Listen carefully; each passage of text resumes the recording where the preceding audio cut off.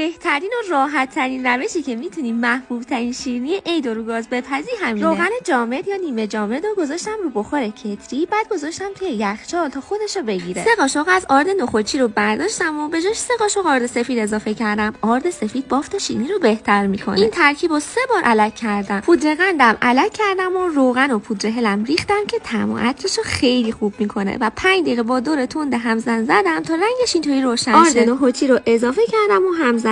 به جای اینکه از چرخ گوش رد کنم 5 دقیقه خمیر رو با همزن زدم. یه ذره ازش گرد کردم و اینطوری که شکل گرفت یعنی آماده. بعد گذاشتم تو کیسه فریزر رو با وردنه صافش کردم و 1 ساعت بهش تو دمای محیط استراحت دادم. خمیر رو به ضخامت 1 الی 2 سانت باز کردم و کاتر زدم. برای تزیین روش من از تخم خرفه استفاده کردم، ولی اگه خواستیم پودر پسته هم میشه. چینی‌ها رو چیدم تو مایتابه و گذاشتم روی گاز تا بپزه. به همین راحتی میتونی خوشمزه ترین شیرینی عید رو تو خونه درست کنی.